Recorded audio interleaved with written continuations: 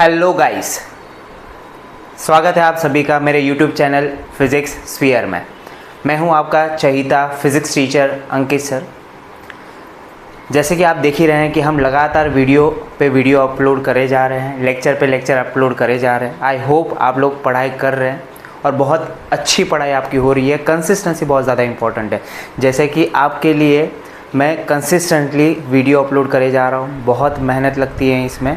आप भी मेहनत कर रहे हैं, आपकी मेहनत तो और भी ज़्यादा इम्पोर्टेंट है। क्लियर हुआ? कंसिस्टेंसी रखिए, आप में मेहनत करते रहिए। बड़े से बड़े अचीवमेंट आपको मिल सकते हैं हार्ड वर्क से। इसमें कोई तरीके की शॉर्टकट्स नहीं होती हैं। शॉर्टकट लगाने में क्या होता है, थोड़े टाइम के लिए हम खुश हो सकते हैं पर लॉन्ग टाइम में वो खुशी नहीं रहती हमारे पास। तो शॉर्टकट की इतनी उम्मीद मत लगाया करो। लॉन्ग टर्म हार्ड वर्क देखो और मेहनत करने की आदत डालो। जितनी ज़्यादा मेहनत करते रहिए उतना ही ज़्यादा आपको फ़ायदा आगे मिलता रहेगा। उसका कोई टेंशन नहीं लेना है। आपको क्या करना है, अभी आपको ऐसा लग रहा है कि सर इतने डिटेल्ड वीडियो क्यों बना रहे हैं, आप वन शॉट बना दो। बहुत सारे मैसेज, डायरेक्ट मैसेज मुझे आ रहे हैं कि सर आप वन शॉट बना दो, 3 घंटे का लेक्चर बना दो, 2 घंटे का लेक्चर बना दो। बेटा उसमें आपको कुछ भी समझ में नहीं आएगा। बस एक ही चीज़ समझ में आएगी कि डेफिनेशन क्या है, स्टेटमेंट क्या है, फॉर्मूला क्या है। डेफिनेशन क्या है, स्टेटमेंट क्या है, फॉर्मूला क्या है। इसके अलावा आपको कुछ भी डिटेल में समझ में नहीं आएगा। अब आपने बोर्ड के क्वेश्चन पेपर तो देखे ही होंगे, PYQ तो आपने लगाए ही होंगे, PYQ तो देखे ही होंगे, एटलीस्ट लगाए नहीं है तो लगाए देखे तो होंगे। PYQ में क्या हो रहा है, PYQs के अंदर क्वेश्चन है ना एप्लीकेशन बेस्ड आ रहा है। आपको डेरिवेशन भी डायरेक्टली पूछा नहीं जा रहा है, याद रखिए। आपको डेरिवेशन भी डायरेक्टली पूछा नहीं जा रहा है। आपको डेरिवेशन का स्पेशल केस पता होना चाहिए, डेरिवेशन के मायने पता होने चाहिए, तब जाके आपको समझ में आएगा कि इस क्वेश्चन में कौन सा डेरिवेशन पूछा गया है। अब डेरिवेशन ही आपको समझ में नहीं आएगा कि कौन सा डेरिवेशन पूछा गया है तो क्या करेंगे? उसके लिए हमें डिटेल्ड वीडियो देखने पड़ेंगे। आप शॉर्टकट लगाने जाएंगे 2 घंटे में, 3 घंटे में पूरा रोटेशनल डायनामिक्स कंप्लीट करने जाएंगे, बेटा नहीं हो पाएगा। आपको अंदर से ऐसा फील होगा कि हाँ मेरा हो गया करके, पर बेटा वो नहीं हुआ है। ठीक है, तो वो अवॉइड करने के लिए हमें थोड़ी सी मेहनत करनी पड़ेगी। सर आपने 10 वीडियो बना दिए, आपने 11 वीडियो बना दिए, सर आप 12 वीडियो बना रहे हो, इतने लंबे लंबे लेक्चर क्यों होते हैं आपके? कि बेटा मेरे को करना पड़ेगा। मुझे अपने स्टूडेंट को पता है, स्टूडेंट के बारे में पता है कि स्टूडेंट शॉर्टकट लेने में निकल जाते हैं। और शॉर्टकट लेने के बाद वही है कि मैंने तो बहुत ज़्यादा पढ़ा था पर मेरे मार्क्स कम आ रहे हैं। मार्क्स इसीलिए कम आ रहे हैं बेटा क्योंकि तुझे डिटेल नहीं पता है। वही डिटेलिंग में लेके आ रहा हूँ आपके लिए। क्लियर हुआ? ताकि आपके थियोरेटिकल और न्यूमेरिकल कहीं पे भी अटके ना। ठीक है, चलते आज का लेक्चर स्टार्ट करते हैं। ज़्यादा आपको ज्ञान ना देते हुए, है ना, नहीं तो बोलेंगे सर कितना पकाता है ना, बहुत पकाता है अंकित सर। ठीक है, आज का लेक्चर स्टार्ट करते हैं। 2 डेज़ गोल तो आपको दिख ही रहा है। 2 डेज़ गोल आपको क्या दिख रहा है? 2 डेज़ गोल के अंदर हमको क्या पढ़ना है? Angular momentum. ठीक है, एंगुलर मोमेंटम क्या होता है, लीनियर मोमेंटम के साथ कैसे रिलेट कर सकते हो, वो सारी चीज़ें आएगी। फिर टॉर्क को आप जानते हो, टॉर्क को तो जानते हो। प्रीवियस लेक्चर में हम लोग ने क्या किया, प्रीवियस लेक्चर में हम लोग ने शायद से टॉर्क कंप्लीट किया हुआ है। सबसे बेसिक हम लोग ने ये किया था कि डायनामिक्स ऑफ रोटेशनल मोशन, याद आ रहा है? आप वीडियो डालिए डायनामिक्स ऑफ रोटेशनल मोशन में टॉर्क को मैंने एकदम लास्ट 10 to 15 मिनट्स आप चेक करेंगे ना तो टॉर्क मिल जाएगा आपको। नेक्स्ट क्या है आपका? Conservation of angular momentum. तो ये 3 टॉपिक हम लोग आज के लेक्चर में कंप्लीट करने वाले हैं, आज के वीडियो में कंप्लीट करने वाले हैं। तो स्टार्ट करते हैं। आप लिख सकते हैं, इसको नोट डाउन करिए, आज के लेक्चर में क्या कंप्लीट होने वाला है। स्टार्ट करें, एंगुलर मोमेंटम से हम स्टार्ट करते हैं। कहाँ से स्टार्ट करेंगे? एंगुलर मोमेंटम, बेसिक सा है, स्टार्ट करते हैं। और यहाँ से question numerical point of view से बहुत ज़्यादा इंपॉर्टेंट है। ठीक है, न्यूमेरिकल पॉइंट ऑफ व्यू से यहाँ से क्वेश्चन आते हैं। तो उसके लिए हमें क्या चाहिए? डिटेल चाहिए। डिटेल हम लोग प्रोवाइड कर देंगे, उसका कोई टेंशन नहीं है, बस पढ़ते रहो। Angular momentum, angular momentum denoted by capital L, और ये वेक्टर क्वांटिटी होती है। क्या होती है? वेक्टर क्वांटिटी होती है। एंगुलर मोमेंटम क्या होता है? Angular momentum it is the moment of linear momentum. It is the moment of linear momentum. ये क्या होता है? लीनियर मोमेंटम का मोमेंटम, उसको हम क्या बोलते थे? Angular momentum. लीनियर मोमेंटम का मोमेंटम देखो किसी वेक्टर फॉर्म में अगर लिखेंगे तो L vector is equal to R cross P vector. ये आपका फॉर्मूला बनता है वेक्टर फॉर्म में। L मतलब क्या है? Angular momentum. R मतलब देखो, L मतलब क्या है? एंगुलर मोमेंटम, ठीक है। आर का मतलब होता है पोजीशन वेक्टर, आर क्या होता है, पोजीशन वेक्टर, आर क्या रहेगा आपका, पोजीशन वेक्टर। पी का मतलब तो पता ही है, पी का मतलब होता है लीनियर मोमेंटम, पी मतलब क्या होता है, लीनियर मोमेंटम। क्लियर हुआ, तो तीनों ही टर्म के बारे में पता है। अच्छा देखो, एंगुलर मोमेंटम स्टार्ट करने से पहले हम लोग लीनियर मोमेंटम देख लेते हैं। लीनियर मोमेंटम क्या होता है, लीनियर मोमेंटम, ये आपका 11th का टॉपिक है।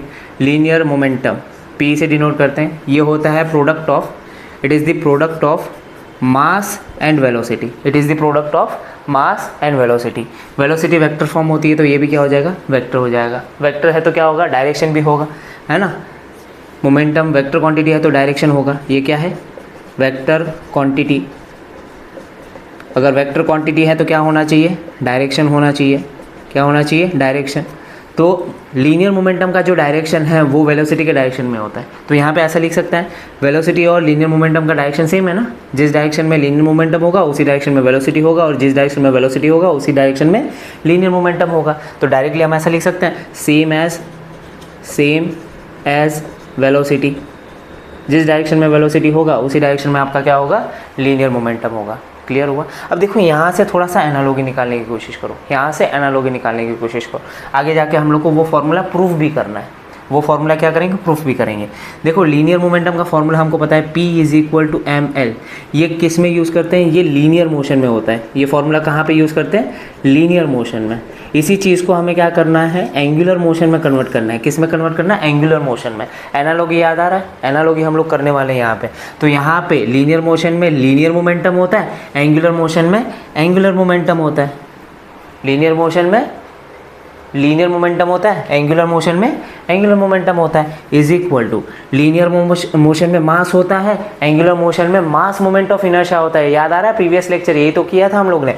लीनियर मोशन में क्या होता है, मास होता है, एंगुलर मोशन में मास मोमेंट ऑफ इनर्शिया होता है, दैट इज कैपिटल I। फिर लीनियर मोशन में वेलोसिटी होती है, लीनियर वेलोसिटी। एंगुलर मोशन में एंगुलर वेलोसिटी होती है, दैट इज ओमेगा। समझ में आई बात। तो ये जो फॉर्मूला बन के आ रहा है, ये जो फॉर्मूला बन के आ रहा है, ये कहाँ पे है, ये फॉर्मूला हम लोग यूज़ करते हैं रोटेशनल मोशन, या फिर हम लोग डिटेल में बोलेंगे तो एंगुलर मोशन में यूज़ कर सकते हैं।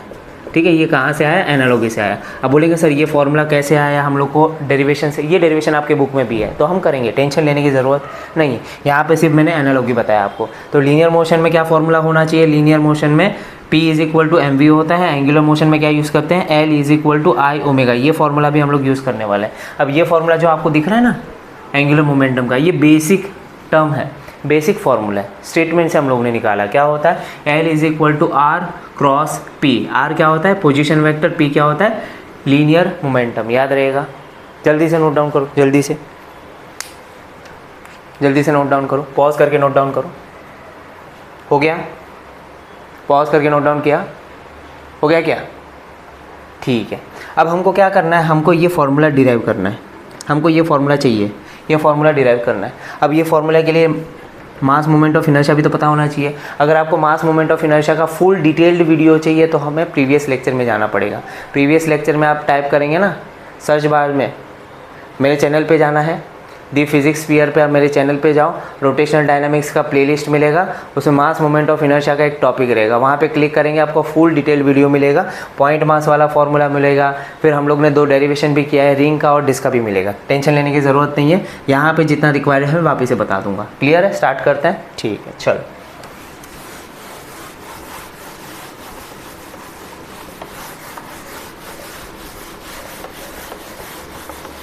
तो हमें डेरिवेशन स्टार्ट करना है।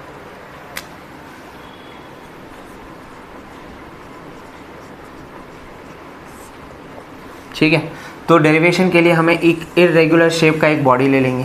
इरेगुलर शेप का एक बॉडी है, क्लियर हुआ। इसमें एक एक्सिस ले लेंगे, रोटेशनल एक्सिस हो गया, एक एक्सिस कंसिडर करेंगे। ये एक्सिस क्या है, axis of rotation, axis of rotation, clear हुआ। ठीक है, अब ये जो बॉडी है उसका मास होगा, तो टोटल मास हम कंसिडर करेंगे, टोटल मास = कैपिटल M। ये हमने कंसिडर कर दिया, यहाँ तक क्लियर है। ठीक है, अब हम टोटल मास के ऊपर तो यूज़ नहीं कर पाएंगे, टोटल मास के ऊपर तो हम यूज़ नहीं कर पाएंगे। तो हम क्या करेंगे पता है, हम क्या करेंगे, छोटे छोटे मास को कंसिडर करेंगे, छोटे छोटे मास कंसिडर करेंगे। ये मान के चलिए ये m1 है, फिर ये मान के चलिए ये m2 है, मान के चलिए क्या है mn है। n नंबर ऑफ मासेस होंगे ना, पार्टिकल, छोटे छोटे पार्टिकल से बना हुआ है ना ये मास, तो हम छोटे छोटे पार्टिकल कंसिडर करेंगे, छोटे छोटे पार्टिकल कंसिडर करेंगे। और उसका डिस्टेंस भी तो होगा यहाँ पे, इसका डिस्टेंस क्या होगा r1 होगा, इसका डिस्टेंस होगा एक्सिस से डिस्टेंस होगा, यहाँ मान के चलो r2 हो गया, यहाँ से एक्सिस से डिस्टेंस होगा, मान के चलो rn हो गया। यहाँ तक क्लियर है, यहाँ तक समझ में आया, ठीक है। फिर हम क्या करेंगे, अब देखो जब ये रोटेट हो रही है, जब ये मास रोटेट हो रहा है, टोटल मास, ये पूरी बॉडी की बात कर रहा हूँ, जब ये बॉडी रोटेट हो रही है, इंटरनल पार्टिकल क्या कर रहे हैं, सर्कुलर मोशन कर रहे हैं। क्या कर रहे हैं, सर्कुलर मोशन। तो यहाँ पे लिख सकते हैं when body rotates, when body rotates, internal particle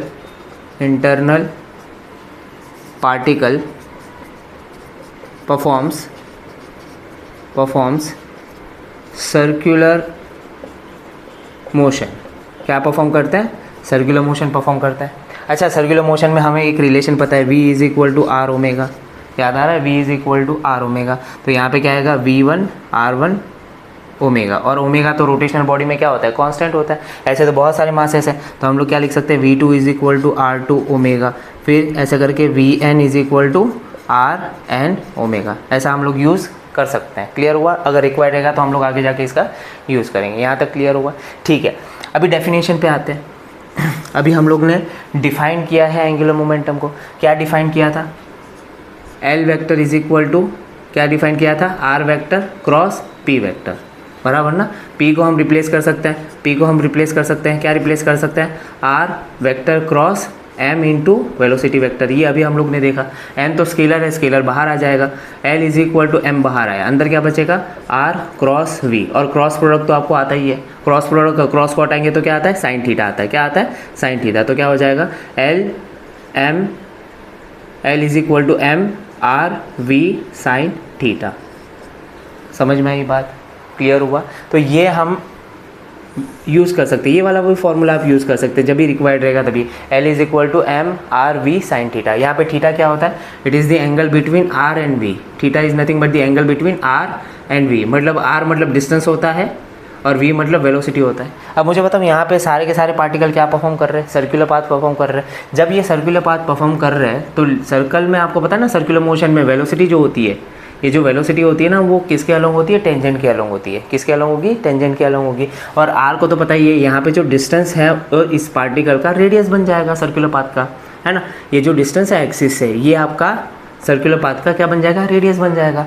अगर हम इसको रेडियस लेते हैं और इसको हम वेलोसिटी लेते हैं जो कि टेंजेंशियल डायरेक्शन में है, तो रेडियस और टेंजेंशियल डायरेक्शन में जो भी रहेगा वो एंगल क्या बनाता है, 90 बनाता है। क्या बनाता है, 90 बनाता है। और हमको पता है साइन 90 क्या होता है, 1 होता है। क्या होता है, 1। तो इसको कंसीडर करने की ज़रूरत नहीं है, 1 ही तो है, मल्टीप्लाई करेंगे तो क्या ही फर्क पड़ जाएगा।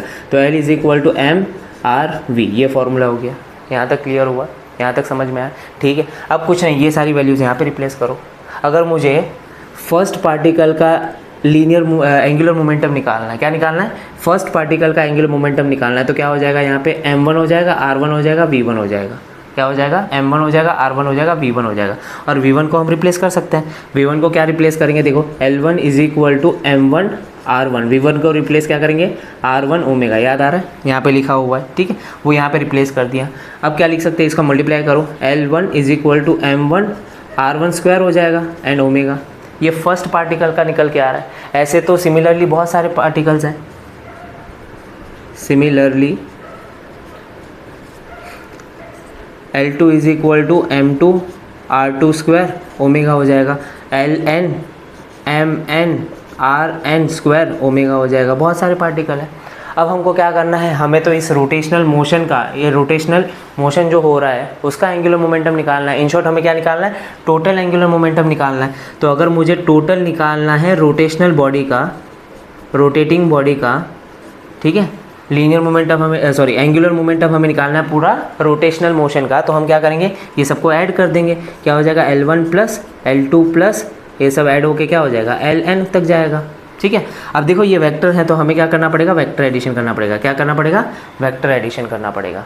समझ में आई बात, क्या करेंगे, वेक्टर एडिशन। अब वेक्टर है तो वेक्टर एडिशन ही करेंगे। अब देखो क्या हो रहा है, जब हम सारे पार्टिकल का एंगुलर मोमेंटम का डायरेक्शन निकालेंगे ना रोटेशनल मोशन में, जब इंटरनल पार्टिकल का एंगुलर मोमेंटम का डायरेक्शन निकालते हैं तो सारे इंटरनल पार्टिकल का एंगुलर मोमेंटम जो है वो सेम डायरेक्शन में आता है, और जितने भी वेक्टर सेम डायरेक्शन में होते हैं वो डायरेक्टली क्या कर सकते हैं, हम लोग ऐड कर सकते हैं। क्या कर सकते हैं, ऐड कर सकते हैं। तो यहाँ पे डायरेक्टली हम ऐड कर देंगे। तो आपको मैग्नीट्यूड सबको पता ही है, वो मैग्नीट्यूड सबका क्या हो जाएगा, ऐड हो जाएगा। तो यहाँ पे हम लिख सकते हैं रोटेशनल मोशन में angular momentum is equal to L1 के जहाँ पे क्या लिखेंगे, m1 r1 स्क्वायर ओमेगा लिखेंगे plus m2 r2 square omega लिखेंगे।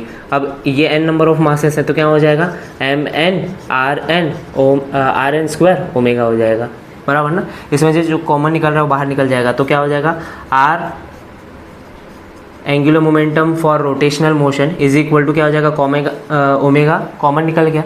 अगर ओमेगा कॉमन निकल गया तो अंदर क्या बचेगा, m1 r1 square plus m2 r2 square, और n नंबर ऑफ मासेस है इसके लिए क्या हो जाएगा, mn rn स्क्वायर, बराबर ना। अब थोड़ा सा ध्यान से अगर आप देखेंगे तो यहाँ पे कुछ रिलेट हो रहा है। क्या रिलेट हो रहा है, ये मेरे ख्याल से मास मोमेंट ऑफ इनर्शिया है, ये भी मेरे ख्याल से मास मोमेंट ऑफ इनर्शिया है।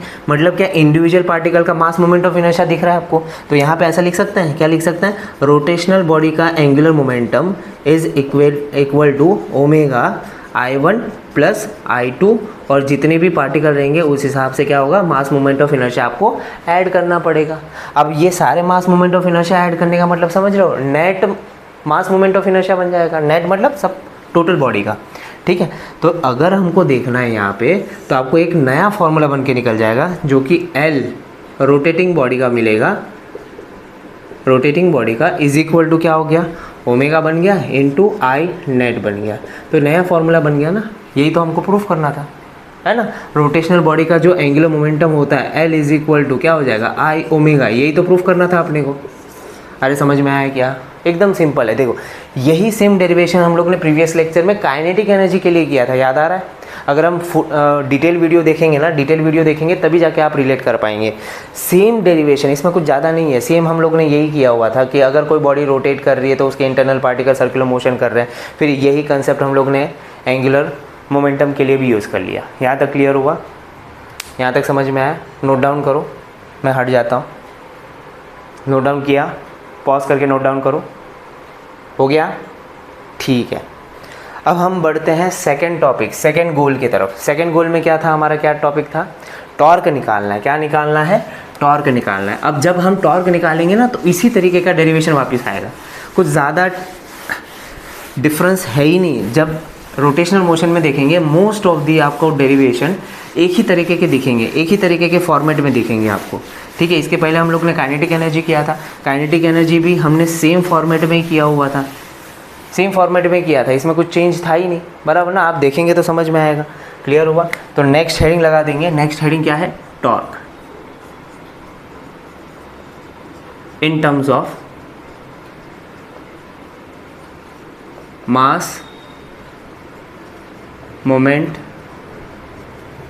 Of inertia, mass moment of inertia, torque in terms of mass moment of inertia.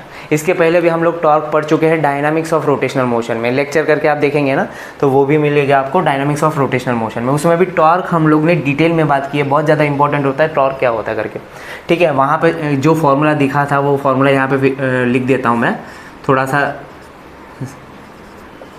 Continuation बन जाएगा, बराबर ना। Torque is equal to, torque को हम टाउ से डिनोट करते हैं, ठीक है। टाउ इज इक्वल टू क्या होता है, आर क्रॉस एफ। क्या होता है, आर क्रॉस एफ। आर मतलब क्या होता है, पोजीशन वेक्टर। आर क्या होगा, पोजीशन वेक्टर, और एफ तो पता ही है फोर्स होता है। एफ क्या होता है, फोर्स होता है। क्रॉस प्रोडक्ट हटाएंगे तो क्या होता है, क्रॉस प्रोडक्ट हटाएंगे तो क्या हो गया, torque is equal to, torque is equal to क्या हो जाएगा, आर एफ साइन थीटा हो जाएगा। क्या हो जाएगा, आर एफ साइन थीटा हो जाएगा। क्लियर हुआ। अब ये जो साइन थीटा होता है ना, ये परपेंडिकुलर कंपोनेंट होता है। क्या होता है, परपेंडिकुलर, मतलब आर एफ परपेंडिकुलर लिख सकते हैं, मतलब वो फोर्स लेना है जो पोजीशन वेक्टर से परपेंडिकुलर हो, ठीक है, वही फोर्स कंसिडर करेंगे। अगर मान के चलो कि किसी एंगल पे अगर फोर्स लग रहा है ना, अगर किसी एंगल पे लग रहा है तो भी फोर्स का कंपोनेंट निकाल सकते हैं, एक होगा परपेंडिकुलर कंपोनेंट, एक होगा पैरेलल कंपोनेंट। तो परपेंडिकुलर कंपोनेंट ही यहाँ पे कंसिडर करेंगे। कौन सा फोर्स का कंपोनेंट कंसिडर करना है? परपेंडिकुलर कंपोनेंट कंसिडर करना है, ठीक है। तो हमें क्या करना है, हमें ये फोर्स के मतलब ये टॉर्क के फॉर्मूला से हमें मास मोमेंट ऑफ इनर्शिया के टर्म में टॉर्क को लेके आना है। बहुत ज़्यादा इंपॉर्टेंट है, हो सकता है कि 2 मार्क का डेरिवेशन आपको आ जाए। क्लियर हुआ? तो ये फॉर्मूला तो ऑलरेडी हमको पता था, क्लियर है। इसको नोट डाउन करो, हम लोग डेरिवेशन स्टार्ट करेंगे। जल्दी से नोट डाउन करो। कर लिया? पॉज करके नोट डाउन करो। लिखा क्या? ठीक है, चलो हम लोग डेरिवेशन स्टार्ट करते हैं। टॉर्क को इन terms of mass moment of inertia लेके आता है। एकदम सिंपल है, कुछ नहीं करना है आपको। क्या करना है, एक इरेगुलर शेप का बॉडी ले लिया, इरेगुलर शेप का बॉडी ले लिया, फिर उसमें से एक एक्सिस पास करवा दिया। क्या हो गया? एक एक्सिस पास कर दिया। और ये एक्सिस तो पता ही है क्या होता है, एक्सिस ऑफ रोटेशन हो गया। क्या हो गया? एक्सिस ऑफ रोटेशन हो गया। फिर क्या करेंगे, ये टोटल मास होगा बॉडी का, टोटल मास हम कंसिडर करेंगे। Total mass of body is nothing but the capital M. अब कैपिटल एम का डायरेक्टली हम टॉर्क नहीं लगा सकते हैं। क्लियर हुआ? डायरेक्टली हमें टॉर्क नहीं मिलेगा। हम क्या करेंगे, छोटे छोटे पॉइंट मास कंसिडर करेंगे। हम छोटे छोटे पॉइंट मास कंसिडर करेंगे, बराबर। हम छोटे छोटे पॉइंट मास कंसिडर करेंगे। तो इसको हम m1 ले लेंगे, इसको हम m2 ले लेंगे, और क्या हो जाएगा, mn हो जाएगा। n number of internal particle है ना, सेम है। हम लोग ने एंगुलर मोमेंटम में भी सेम किया था, टॉर्क में भी हम लोग सेम कर रहे हैं। इसमें कुछ ज़्यादा डिफरेंस नहीं है। तो हमने पॉइंट मास कंसिडर कर लिया, और इन सब का डिस्टेंस भी तो होगा। ये सब का क्या होगा, डिस्टेंस। तो ये यहाँ पे r1 हो गया, m2 का डिस्टेंस हम क्या ले लेंगे, r2 ले लेंगे, और mn का डिस्टेंस हम क्या ले लेंगे, rn ले लेंगे। क्लियर हुआ? समझ में आया? अब कुछ नहीं करना है, इसको रोटेट करवाना है। क्या करना है? रोटेट करवाना है। तो रोटेट कैसे करेंगे, इस बॉडी को हम क्या करेंगे, किसी एक पॉइंट पे फोर्स लगाएंगे। क्या करेंगे, बॉडी पे एक ही पॉइंट पे फोर्स लगाना है। तो एक ही पॉइंट पे फोर्स लगाने पे क्या होगा, देखो यहाँ पे एक फोर्स लगा दिया। फोर्स तो किसी एक ही पॉइंट पे लगाते हैं ना, तो फोर्स मैंने अप्लाई कर दिया। जैसे मैं इस फोर्स को अप्लाई करूँगा, ये बॉडी क्या करने लग जाएगा, रोटेट करने लग जाएगा। जब बॉडी रोटेट करती है, इंटरनल पार्टिकल क्या करता है, जब बॉडी रोटेट करती है, इंटरनल पार्टिकल करता है क्या है, सर्कुलर पाथ फॉलो करता है ना, सर्कुलर मोशन हो जाता है। तो यहाँ पे लिख सकते हैं, when body starts rotating, when body starts rotating, internal particle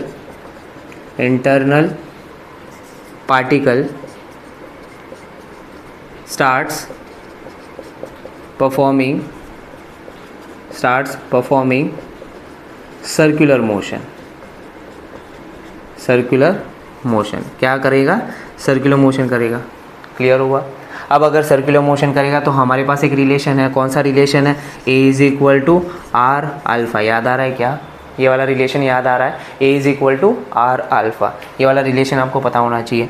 यहाँ पे अगर मान के चले कि फर्स्ट पार्टिकल की बात करेंगे, फर्स्ट पार्टिकल की अगर बात करेंगे तो यहाँ पे A1 हो जाएगा, यहाँ पे R1 हो जाएगा, और यहाँ पे अल्फ़ा कांस्टेंट होता है। रोटेशनल मोशन में रोटेटिंग बॉडी के लिए अल्फ़ा क्या होता है, कांस्टेंट होता है। अब यहाँ पे जो R लिखा है वो रेडियस होता है।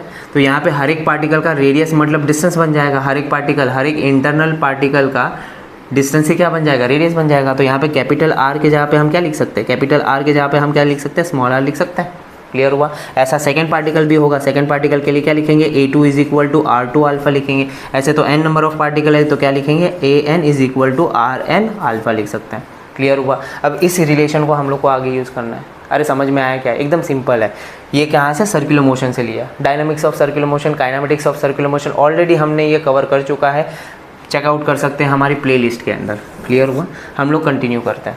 अब टॉर्क का तो फॉर्मूला हमको पता है। टॉर्क का फॉर्मूला क्या है, tau is equal to r F. F मतलब क्या होता है, फोर्स होता है। और अकॉर्डिंग टू न्यूटन का second law, according to Newton's second law, F is equal to mass into acceleration होता है। तो ये यहाँ पे रिप्लेस कर देंगे। तो torque is equal to r, F के जगह पे क्या आएगा, एम ए आएगा। अब ए को भी हम यहाँ से रिप्लेस कर सकते हैं। ए इज इक्वल टू क्या होता है, आर अल्फ़ा होता है। तो torque is equal to r m, a के जगह पे क्या हो जाएगा, आर अल्फ़ा हो जाएगा, बराबर। आर से मल्टीप्लाई होगा तो क्या हो जाएगा, torque is equal to m r square alpha हो जाएगा।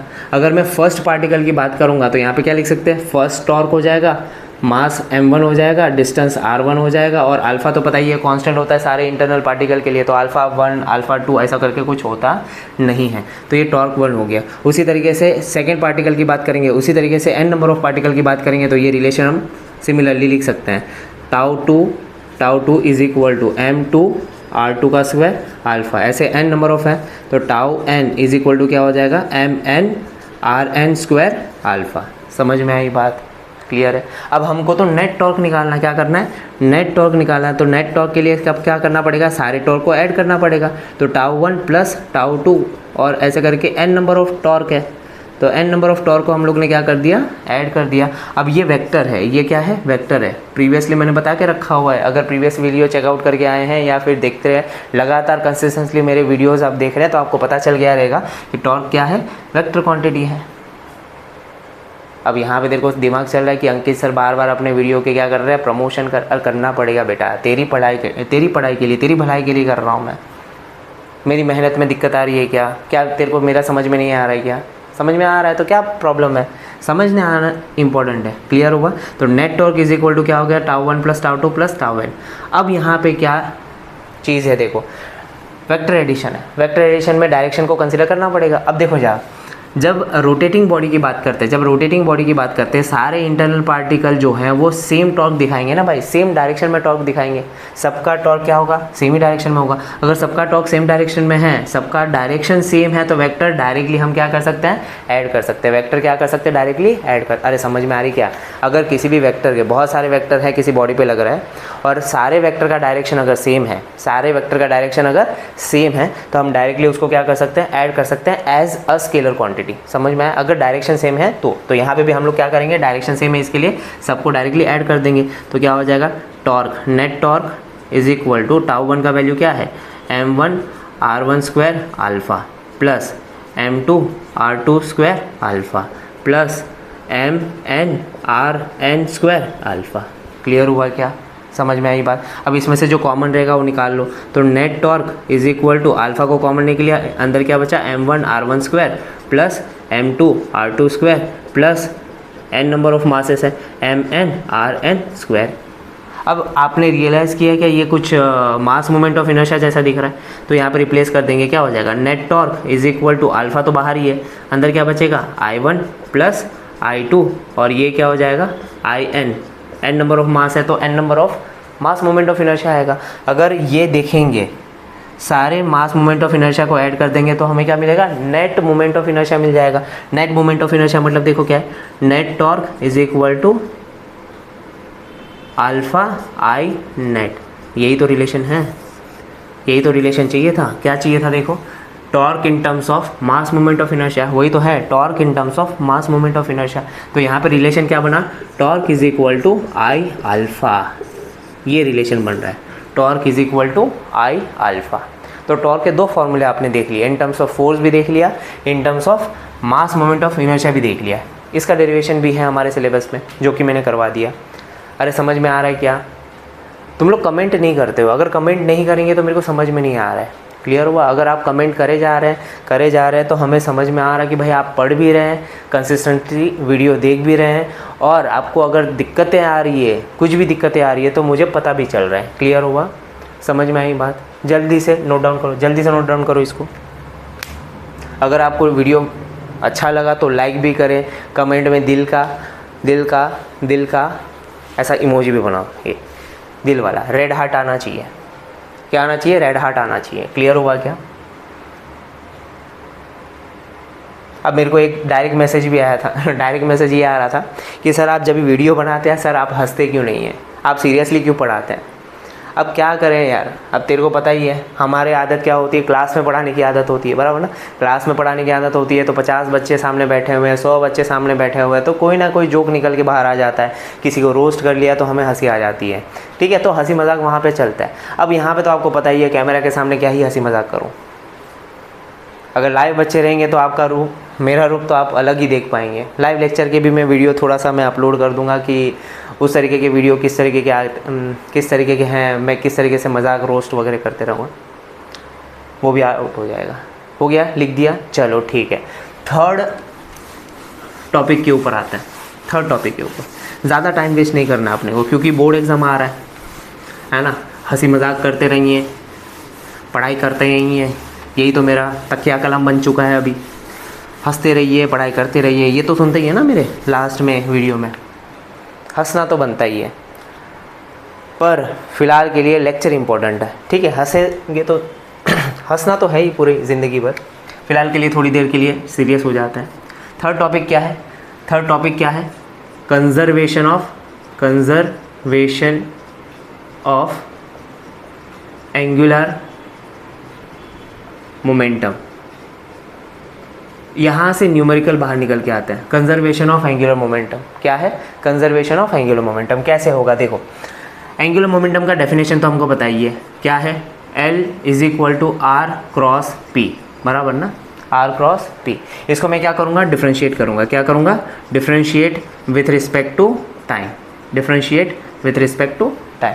तो डिफ्रेंशिएशन में देखो क्या हो जाएगा, यहाँ पे u इंटू वी रूल लग जाएगा। मल्टीप्लीकेशन है ना, u into v rule. u into v rule पता है ना, डिफ्रेंशिएशन बताना पड़ेगा क्या? यहाँ पे बता देता हूँ। u इंटू वी रूल कैसे लगाते हैं? मान के चलो कि y is equal to u into v rule.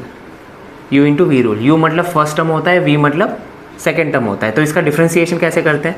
dy by d x is equal to first term वैसा वैसा लिखना होता है, सेकेंड टर्म का डिफ्रेंशिएशन। तो dv बाई डी एक्स किसके रिस्पेक्ट में कर रहे हैं? x के रिस्पेक्ट में, तो यहाँ पे x लिखने का। फर्स्ट टर्म वैसा बैठा, सेकेंड टर्म का डिफ्रेंशिएशन, फिर प्लस साइन कंपलसरी होता है, फिर सेकेंड टर्म वैसा वैसा, फर्स्ट टर्म का डिफ्रेंशिएशन, फर्स्ट टर्म का डिफ्रेंशिएशन। यही हमको अप्लाई करना है यहाँ पे, यही हमको अप्लाई करना है यहाँ पे। अप्लाई करो, देखो क्या हो जाएगा। L का डिफ्रेंशिएशन हो रहा है ना, तो dl बाई डी टी किसके टर्म में हो रहा है? टाइम के टर्म में हो रहा है। dl बाई डी टी लिख दिया, इज इक्वल टू ये फर्स्ट टर्म है वैसा का वैसा हो जाएगा। सेकेंड टर्म का क्या हो गया? सेकेंड टर्म का differentiation dp by d T हो गया, ठीक है। फिर प्लस का साइन कंपलसरी है, फिर क्या हो गया? सेकेंड टर्म वैसा का वैसा हो गया, सेकेंड टर्म वैसा का वैसा हो गया। फिर क्या होगा? Differentiation cross dr by d T. यहाँ तक क्लियर हुआ क्या? यहाँ तक समझ में आया? ठीक है। अब यहाँ पे देखो क्या हो रहा है, dl बाई डी टी, ये तो वैसे ही रहेगा, is equal to r vector ऐसे ही रहेगा। अब आपको ये वाला दिखा रहेगा न्यूटन का सेकंड लॉ। न्यूटन का सेकंड लॉ तो पढ़ा ही है। न्यूटन का सेकंड लॉ के हिसाब से ये टर्म क्या होता है? फोर्स होता है। क्या होता है? फोर्स होता है। तो ये आपका हो गया r cross f, r cross f ये हो गया आपका, ठीक है।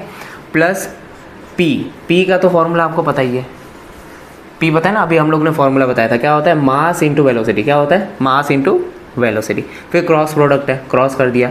ये क्या है? देखो, position vector divide by time. Position vector divide by time होता है velocity. Position vector divide by time ये होता है वेलोसिटी। क्या होता है? वेलोसिटी। अब ये तो वैसा का वैसा ही रहेगा, ये तो वैसा का वैसा ही रहेगा। अगर आपको डिफ्रेंशिएशन नहीं आता है बेटा तो प्रॉब्लम है। ये तो अभी तक फर्स्ट चैप्टर ही चल रहा है, आगे पता नहीं क्या क्या डिफ्रेंशिएट करना पड़ेगा, क्या क्या इंटीग्रेट करना पड़ेगा, बहुत दिक्कतें आने वाली है। तो बेसिक मैथ्स आपकी आनी ज़रूरी है। फिलहाल के लिए जितना रिक्वायर्ड है मैं साथ साथ में बताते जा रहा हूँ। क्लियर हुआ? ठीक है। अब ये चीज़ जो है, ये चीज़ हम लोग देख के आ रही है, क्या है? टॉर्क। अभी तो मैंने दिखाया था, अब भी मैंने दिखाया है। गजनी तो नहीं है ना? पता चला गजनी है, 15 मिनट में भूल जाएगा तो कैसे चलेगा? ठीक है। तो ये क्या है? टॉर्क का फॉर्मूला, तो मैंने टॉर्क लिख दिया, इज इक्वल टू ये क्या हो जाएगा? देखो, मास को मैंने आगे लिख दिया, फिर v vector cross v vector. अब सेम वेक्टर का क्रॉस करेंगे तो ये ज़ीरो होता है। क्या होता है? सेम वेक्टर का अगर क्रॉस प्रोडक्ट होगा तो ज़ीरो हो जाता है। तो ये सेम वेक्टर है तो क्रॉस प्रोडक्ट क्या हो जाएगा? ज़ीरो हो जाएगा। अगर ये ज़ीरो हो गया, क्या बोल दिया? सेम वेक्टर का क्रॉस प्रोडक्ट क्या होता है? ज़ीरो होता है। सेम वेक्टर का क्रॉस प्रोडक्ट क्या होता है? ज़ीरो। तो ये टर्म क्या हो गया? ज़ीरो हो गया। तो क्या हो जाएगा? dl by d t is equal to torque ही तो बचेगा। समझ में आया? ये रिलेशन हमको निकल के आ रहा है, अभी तक हुआ नहीं है, कंप्लीट नहीं हुआ है। ये समझ में आया? यहाँ तक समझ में आया? dl by d t is equal to torque आया। क्या आया? dl by d t is equal to torque आया। यहाँ तक क्लियर है? ठीक है। अब हम कंजर्वेशन पे आएंगे। अब हम क्या आएंगे? कंजर्वेशन।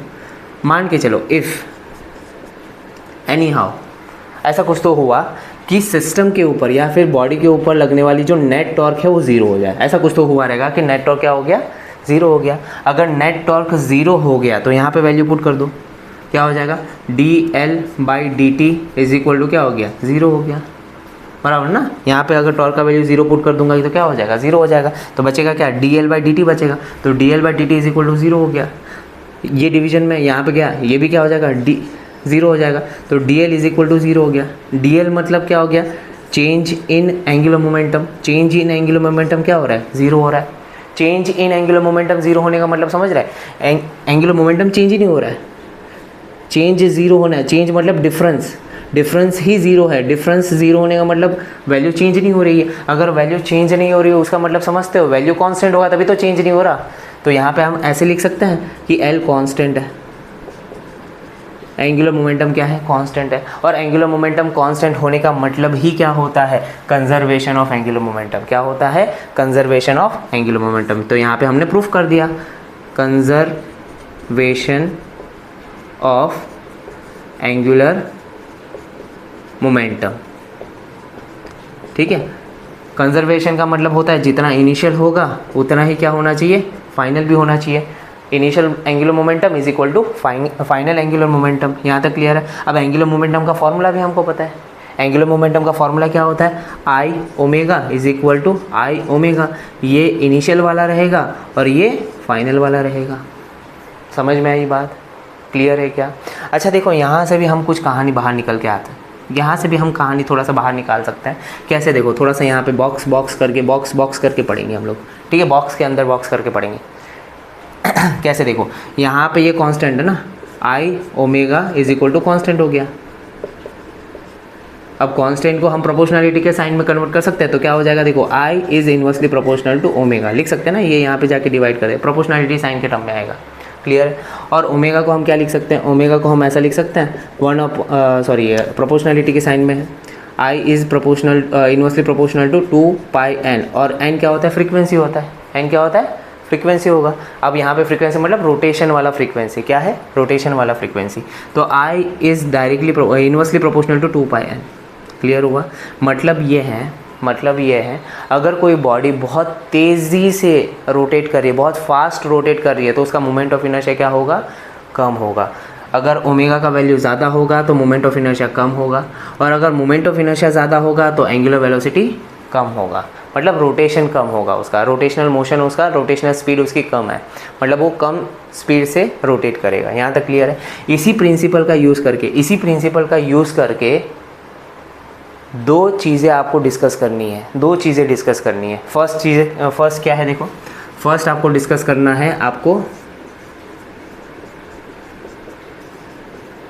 बैलेट डांस मतलब समझ रहे हो, वो आइस स्केटिंग वाला डांस होता है ना, आपने देखा रहेगा इंटरनेट पे बहुत सारे ऐसे वीडियोस होते हैं। आइस स्केटिंग मतलब आइस रहता है और उसके ऊपर एक कपल होता है, वो डांस करते हैं, या फिर कोई गर्ल होती है डांस करती है। जब वो रोटेट होती है तभी आपने देखा है, अपनी स्पीड को बढ़ा भी सकती हैं, कम भी करती है। तभी आपने देखा रहेगा जब वो अपने हैंड को, बैलेट डांस की बात कर रहा हूँ, ठीक है, बैलेट डांस की बात कर रहा हूँ, जब वो अपने हैंड को बाहर की तरफ स्ट्रेच करती है ना, वो बैलेट डांस से जो भी रहेगा, वो कपल भी हो सकता है, सिंगल भी हो सकता है। जब वो अपने हैंड को बाहर लेंगे या फिर अपने बॉडी पार्ट्स को एक्सिस से दूर लेके जाएंगे, जब अपने एक्सिस से दूर लेके जाएंगे तब उसका ओमेगा मतलब उसका रोटेशन कम हो जाता है। कभी आपने नोटिस किया है? फिर जैसे ही वो अपनी बॉडी पार्ट्स को एकदम नज़दीक लेके आता है तब उसका रोटेशन फास्ट हो जाता है।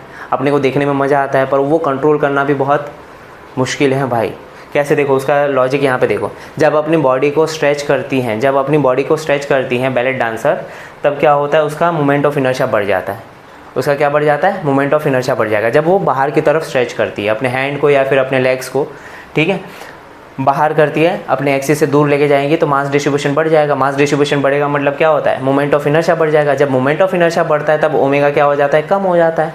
ओमेगा कम होने का मतलब समझ रहे हो कि रोटेशन स्लो हो जाएगा। रोटेशन क्या हो जाएगा, स्लो। इसीलिए बैलेट डांसर जब अपने हैंड स्ट्रेच करती है तब उसकी रोटेशनल स्पीड कम हो जाती है। उसका उल्टा सोचो, जब अपने हैंड को नज़दीक लेके आती है, एक्सिस ऑफ रोटेशन के नज़दीक लेके आएंगी, तो मोमेंट ऑफ इनर्शिया का वैल्यू कम हो जाएगा, मास डिस्ट्रीब्यूशन कम हो गया। सारे मास क्या कर दिए, एक्सिस के नज़दीक लेके आए, मास डिस्ट्रीब्यूशन कम हो जाएगा, मतलब मोमेंट ऑफ इनर्शिया भी क्या हो जाएगा, कम हो जाएगा।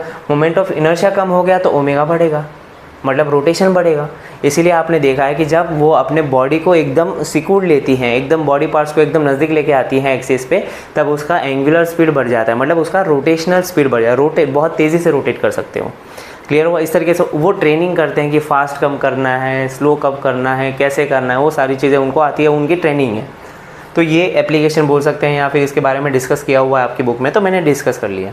क्लियर? इसके अलावा भी एक एप्लीकेशन है, इसके अलावा भी क्या है, देख, इसके अलावा भी है डाइविंग स्विमिंग, डाइविंग, स्विमिंग।